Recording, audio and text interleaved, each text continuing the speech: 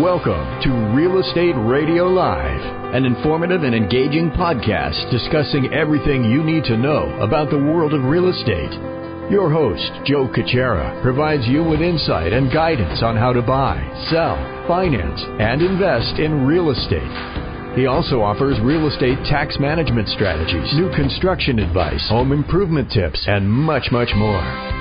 And now, to guide you around the world of real estate, here's your host and Real Estate Radio Live team leader, Joe Caccera. Welcome in, Joe Caccera with Real Estate Radio Live.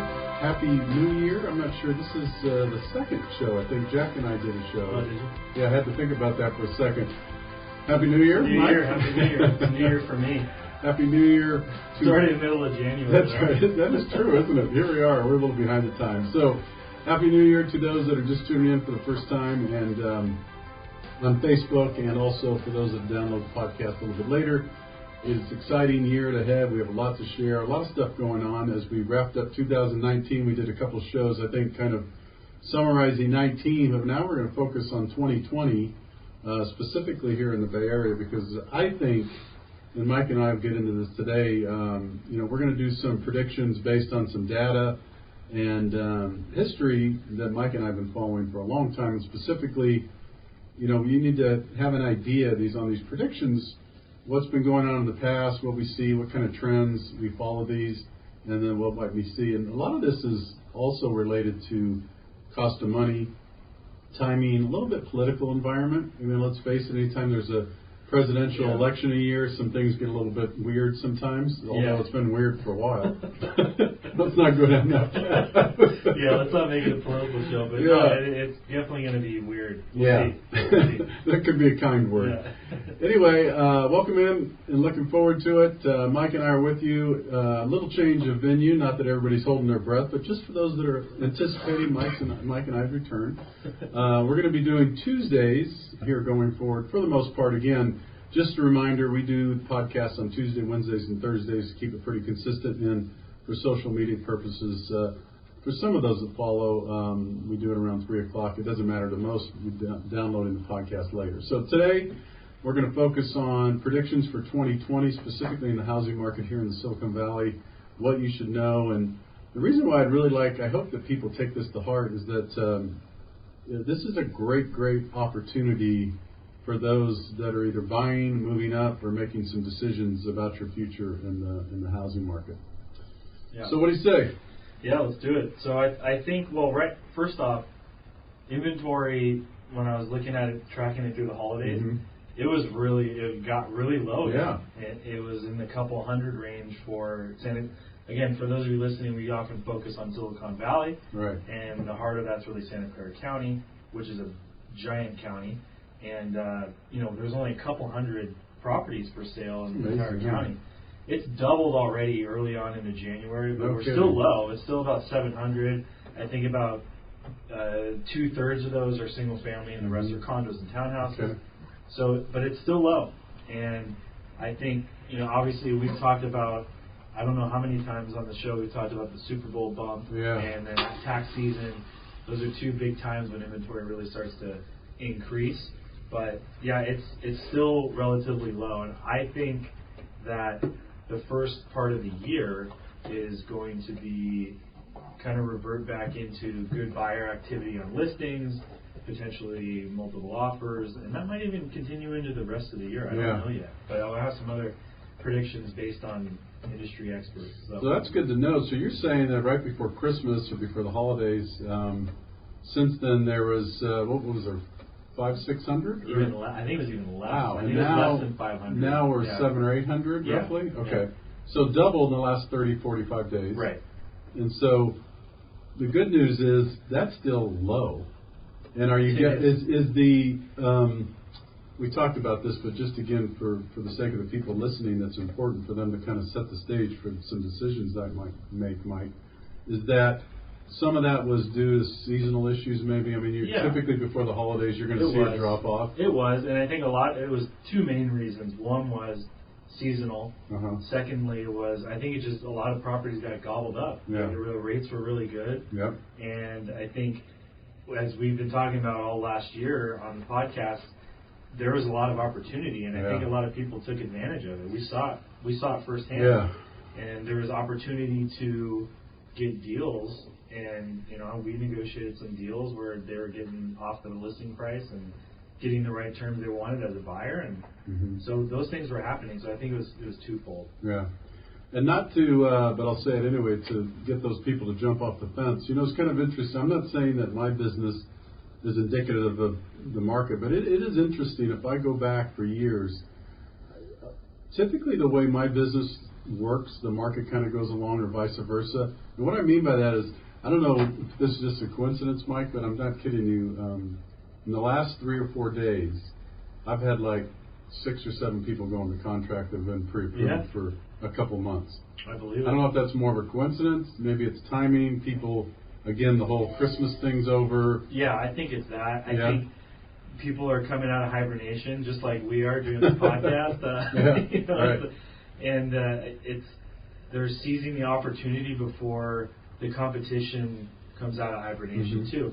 And it's kind of like on the seller side of things, the conversations I'm having already this year is, hey, do we get it back on before Super Bowl? Because we know after Super Bowl there's going to be other competition in your neighborhood for listings. Do you want to deal with that unless you're going to price your house very competitively? Do you want to deal with the other houses that you're going to be being compared to? Or do you want to go on first and and be the only one out there and the only choice? So let's spend a little time on both categories. What I mean is, so you have let's speak directly to and have a fireside conversation with the potential sellers. Because then I want to ask you questions about potential buyers, because it is I think it is a unique kind of time period in that. Well, let's talk about both, and then you and I could give our opinions on it. So, if you're talking directly to sellers right now at the moment, what would you be their advice? And they sit down with you and they say, Mike, I want to list my home. I just don't know. Should I do it now? Should I do it in the spring? What would you be? What kind of conversation? It depends on the type of property they have and their willingness to prepare the property for sale.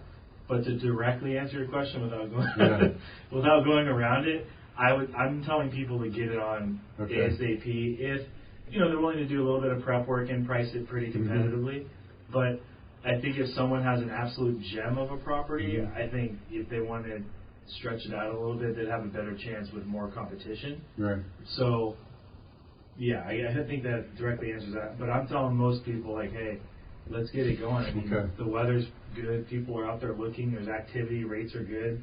Inventory's still low, so that would mean they have a little better chance, right? I mean, theoretically. There's less competition. I say get it on as soon as you're ready to. Put it on the market and go for it. Would that also matter on the category of price points? Like, let's say $1 million home versus if someone's getting ready to list a $5 million home with you, would you say the same thing? Not really. I think either way. I think, if you don't want to compete with other people, just go for it.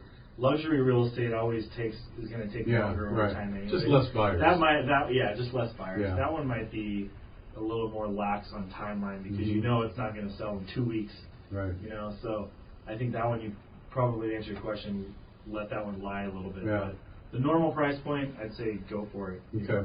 Yeah, I would agree. I think it's a great opportunity. And as we're talking about this, we'll kind of sprinkle in some suggestions along the way. And as we talk about this, Mike, I want to bring it up again because I have 2 people that are doing this right now, and it reminds me. And we do have a program called Cross-collateralization. So you can a lot of people have heard me say this, but it's worth reminding you, especially now at the beginning of the year.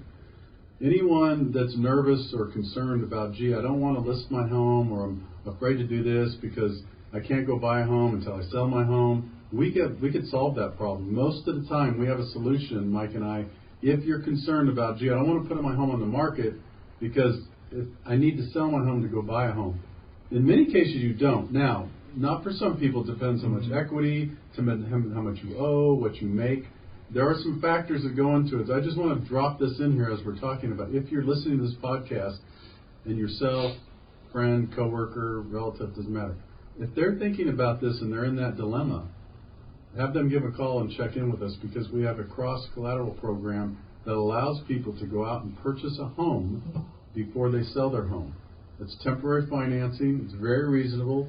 It's a little difficult to understand, so we're not going to go into details on the show, but it can be done, and I have 2 people that I'm doing it with in the last couple of days. And I think it's worth taking a look at, especially if they haven't looked at how much equity maybe they have gained over the last year, 2 years. I know the media, maybe I said the market's taking a slide, but some neighborhoods haven't, you know, so it's worth taking a look at their equity and seeing if they can utilize the cross-collateralization. Yeah.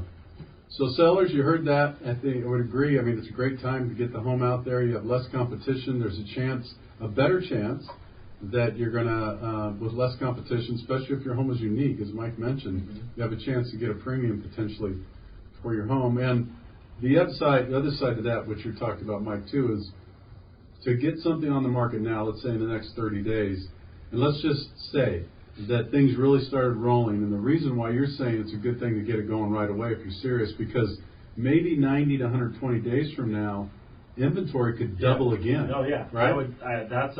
I'll predict that. Don't you think? Yeah, for sure.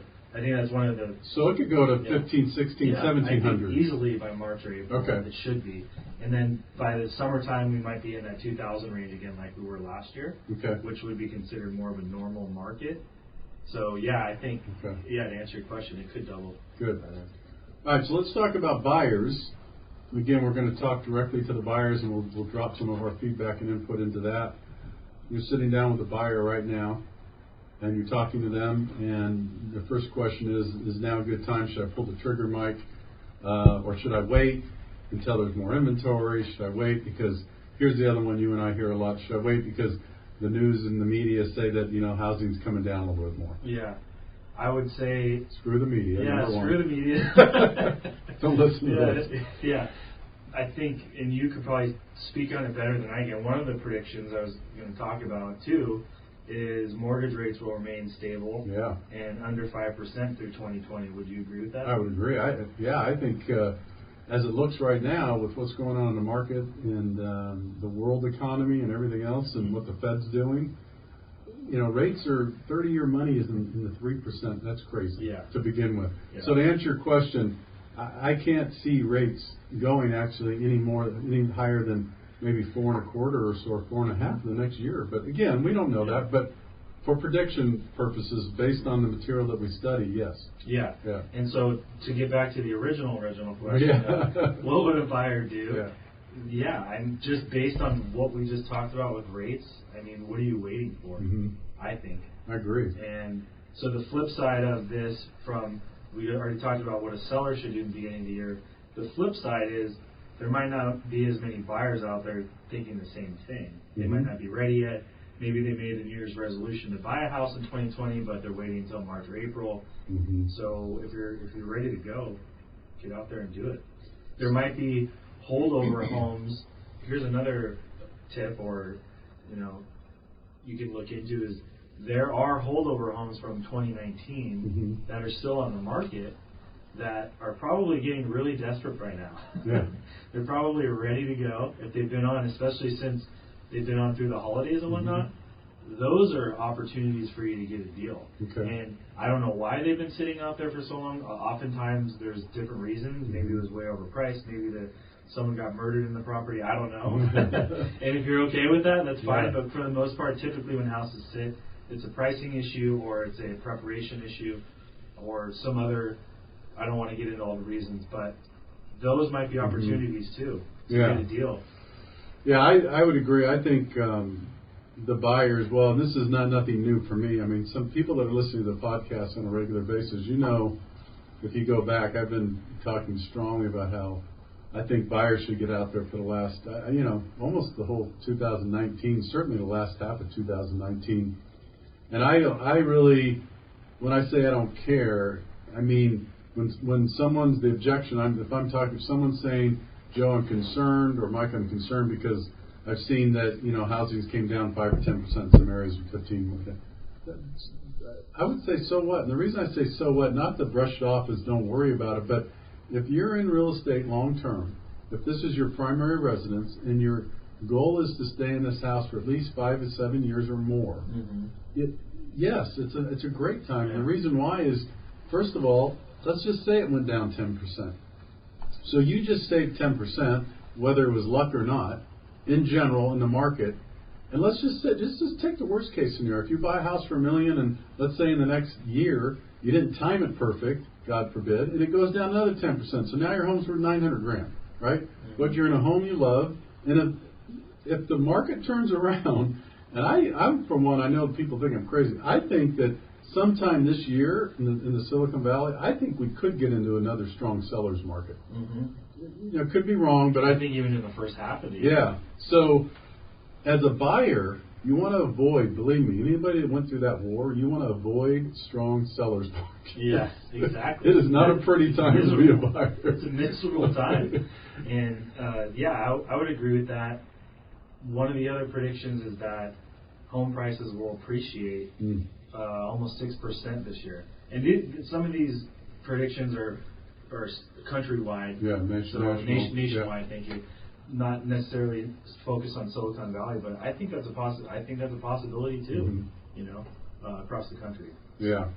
So a great time to be a buyer. Now, again, we'll always say, you'll hear us say this on the show, when we say it's a great time to be a buyer, primarily we're talking about a person that's targeting a primary residence or a second home, something you plan to own or keep for a while. Please know that there's a little asterisk or a little caveat here. If you're a speculator, if you're an investor, if you're a person that's looking for spec or flipping or something, totally different story. Just make sure I'm clear on that. If you're saying, is this a great market, or I'm going to go out and, homes have come down 10, 15%, so I'm going to go out and buy and flip, and that's a totally different thing. I would say be careful what any kind of market you do that in, because that's a tougher one, right? Yeah. I mean, to try to speculate what's going to happen in 6 to 8 months or 10 months. Or I know developers or people that are flipping homes. I mean, that's getting tougher and tougher one. Yeah. Those guys and gals are getting a little bit more conservative as time goes on. Whereas if we were talking 3 years ago, 4 years ago, they were not. Yeah. They were buying up whatever the hell they wanted. Yeah. And making money on it, and they didn't have to be smart. Yeah. So absolutely. It's a lot different. Speaking of buyers, we're going to throw some things in again that pertain to buyers. And one of the things that a lot of people may not know about, Mike, and unfortunately we don't see a lot of this business here, but I wish we had more, and I hope we get more, and that is veterans financing, VA financing. Because if anybody deserves a benefit, it's our veterans, our men and women. So one of the things that changed in 2020 is there is an unlimited ceiling for VA financing. Yeah, there used to be a ceiling, $720,000 or whatever it is, higher balance, conforming, jumbo. Now it doesn't matter. And so if you're looking for $1 million, $1.5 million, or whatever, if you could afford it, a lot of VA financing is still 100% financing. Yeah, 100%. Again, you have to be able to qualify and afford it. Yeah. But just keep that in mind for those people, especially in a high-cost area like we live in around the Bay Area. We would love nothing more than to help veterans, of course, get into homes. Absolutely. Then there's some other ins and outs outside of the financing with VA financing. When you're in contract with a VA loan, there are some things that you have to look out for from a property condition standpoint that we can talk about if you are a VA. So make sure you are working with someone that understands how VA financing works. Different. It is different.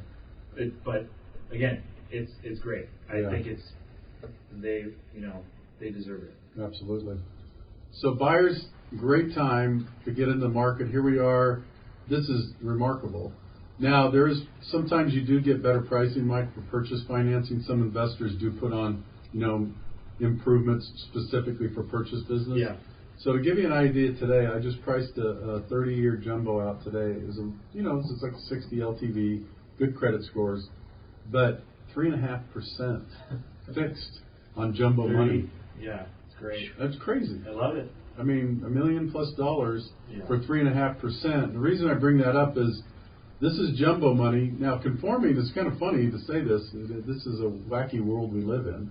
But conforming rates aren't even that good to a certain extent, depend. But they're still in the mid to high threes. So the point is, why is that? Why do you think that is? A number of different reasons. So a lot of the market has to depend on who's serving the market, the investors, what their appetite is at the time. Yeah. Sometimes a lot of jumbo lenders will get out of the market. The way they get out of it is they don't say they're going to pull out of it, but they raise their rates so no one's going to use them. Yeah. And then there are times that they really want to get back in for some reason. And I can tell you that a lot of banks these days, what they're trying to do, especially with purchase business, and when you see usually aggressive jumbo financing, it usually means they're trying to also get those clients to invest their assets with them too. Yeah. So there's a little strategy behind that. Conforming is just, that's more government regulated kind of, money, and that's where a lot of lenders raise capital. They buy and sell that conforming stuff a lot. And so those are, anyway, it's a little complicated, but the bottom line is, any way you look at this, let's just put it this way. If you have decent credit scores and you can prove your income, all things being equal, all day long you can get money for less than 4%. I think that's the best way to put it. Could be low threes, could be mid threes, could be high threes. Either way, those are good. Those are good. Go out and buy something. So make some decisions. It's a great time to do that. Always consult. Again, we never suggest go out and buy or sell just because you think it's the right thing to do. It has to be right for you. Consult with CPAs, with financial planners, with real estate professionals, financing. Make sure what you're going to do. The best thing to do too, if you're selling and then again you're going to turn around, and most people, I think 85 or 90% of people, then go buy another home, and of course they need financing. Really critical, as we talked about before, get yourself set up and in position to make sure you're approved for your purchase while you're putting your house on the market. You just don't want any surprises down the road. So let's talk about that real quick, because we're working on one together. Right. I mean, there's a lot of people that have anxiety about that process, as they honestly probably should. Yeah. It can get complicated, and so the question a lot of people have is, okay, do I sell my house first and get it in contract, and then, well, obviously the first thing that you have to do overall is figure out how much your current home is worth, how much you're going to net out of that deal, and then how much you're going to qualify on the next purchase with the net. That is the first step overall. Then you have to decide, how risky do you want to be? How much of a poker player are you? So now you got your pre-approval. Do you want to sell the home, try to negotiate the most favorable terms possible on your home to stay in that home, to give you time to go find another home, and then you're hedging your bet on whether you find that right home or not. You may have to go rent for a while. You may have to go rent, or if you have parents to live with, or whatever else, that you should have a fallback option. In that case, either renting or living with a family member for probably as little as amount of time as you want or as you don't want. But so that's one option. Or the other one is to, depending on where the market is, try to go out and get an offer accepted contingent upon the sale of the house you need to sell. Now, you have to analyze where the market is at, with that decision, because oftentimes if it's a hot market, it's going to be hard to get your offer accepted with a contingency if you're going to be competing against other offers that don't have a sale contingency, if that makes sense. So it's kind of a tightrope you have to kind of walk on and figure out. And my opinion is obviously the least stressful situation is if you got your offer accepted with a contingency and then you try to sell your house, and if you don't sell it, you have an out anyways or whatever. But the more stressful one is if you sell it first and then you go out and try to go on a frenzy to try to find it. But it's a little less stressful if you have a backup plan. So I hope that explains. A lot of people ask me that question, and they have anxiety about it. It is a stressful situation. I've done it myself, so it's hard. Well, it is, and this is why, and I know it's not easy to do. It is a very stressful situation, and this is where people like us in the business, I think we make, you would like to think, I think we do make a difference if you're in that camp that you treat it like a business, and that is to sit down with people like this and explain it to them, show them illustrations, give them data, give them examples, historic data, talk them through it, walk them through it, because I know it's difficult to do, but one of the suggestions I make all the time, and I know Mike does too, the reason why it's so important to put pen to paper or pencil or whatever you do and print things out if you have to, if you're a visual person, and look at them, the reason why that's so important is you start to eliminate the emotional decision versus the practical common sense decision. And I'm not saying that no matter what you do, it's going to be an emotional decision. So let's just, we all agree on that. But I think, and I've seen hundreds and worked with thousands of people, the reason why you sit down and you look at numbers visually, write them down, look at it, whatever it takes, days, weeks, is because then it does then eliminate, not all of it, but don't you see what I'm saying? And typically then you say, okay, my monthly payment's this is not so bad. What am I getting stressed out about? Now, my payment's going up $2,000 a month, but I never knew I was going to have that tax benefit. I didn't know I was going to have this write-off. So, man, now it's really only $500 or $600 a month, right? I mean, those kinds really of things. Important. Yeah, right. I think where a lot of the stress comes from, everything you just said is dead on. Where a lot comes from is the actual aspect of moving. That's true. Is very just the emotional part of we're leaving our house. Yeah. And we got to pack up all the stuff, and especially if you have kids. Again, I know I just went through it. It's stressful because it's a lot of stuff going on. Isn't there a deal where you could pack your kids with them in the boxes too? And I put them in a box, tape it up, they're good to go.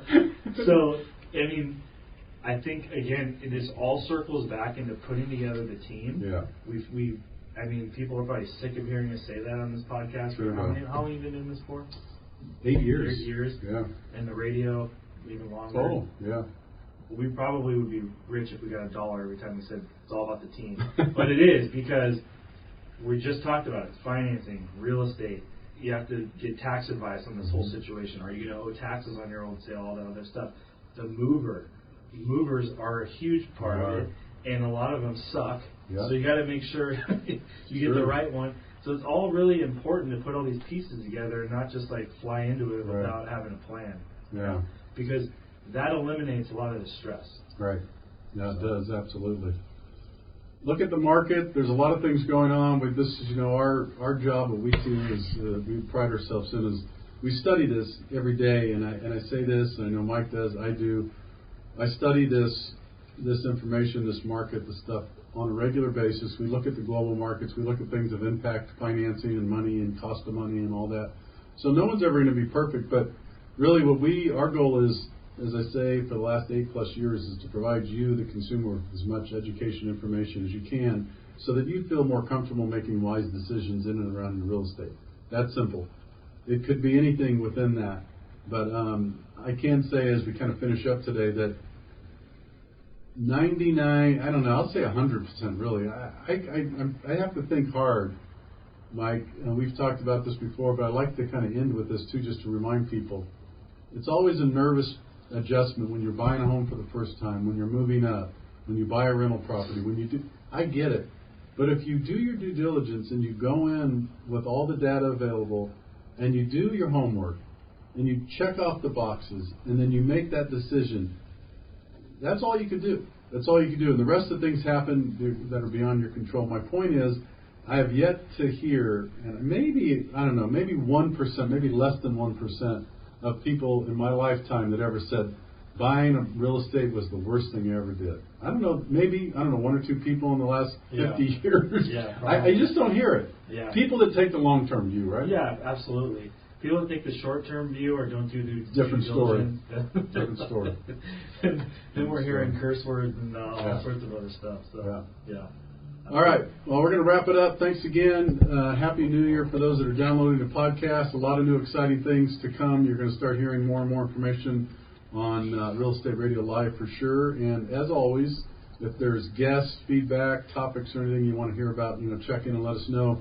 For me, you could reach me, Joe, at RERadiolive.com or 408-838-9060. And Mike?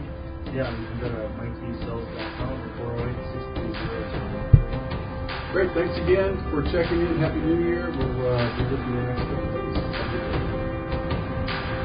You've been listening to Real Estate Radio Live. For more information on today's program, visit RERadiolive.com. That's RERadiolive.com. Subscribe to our podcast. Discover more at RERadiolive.com.